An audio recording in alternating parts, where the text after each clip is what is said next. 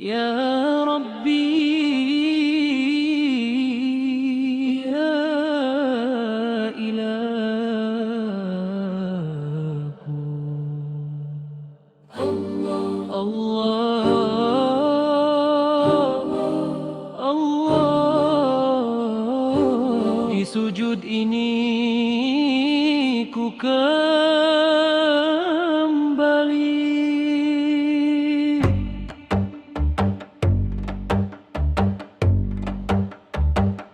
Pernah aku jauh melangkah, terleka indahnya dunia, hati kosong tanpa arah saat iman semakin pudar.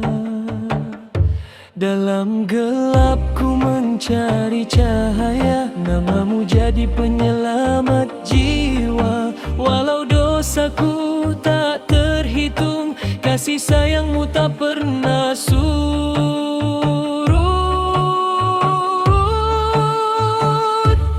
Aku kembali padanya dengan air mata dan doa. Ampunkan dosa yang lama, terimalah taubat hamba. Aku kembali padanya, berserah jiwa dan raga. Pimpin aku sepanjang masa menuju reda dan cintanya.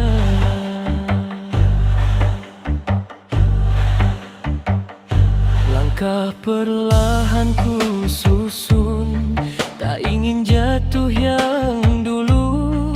Ku tinggalkan noda silam, mencari hidup yang aman. Jika aku jatuh tersungkur, pegang tanganku ya Ghafur. Jangan biarkan aku kembali hanyut oleh nafsu.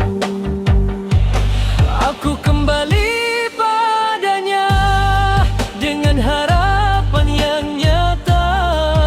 Ampunkan dosa yang lama, terimalah taubat hamba. Aku kembali padanya, berserah jiwa dan raga. Pimpin aku sepanjang masa menuju reda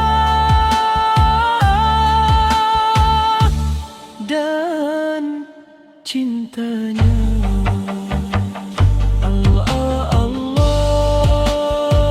ya Allah. Astaghfirullah,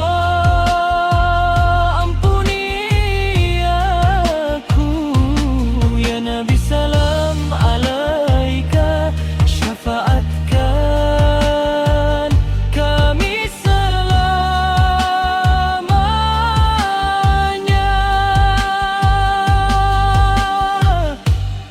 Aku kembali padanya dengan iman yang setia.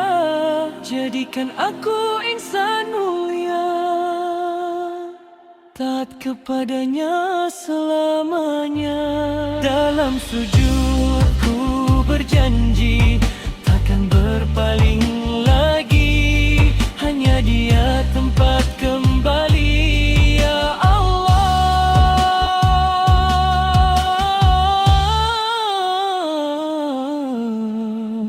terimalah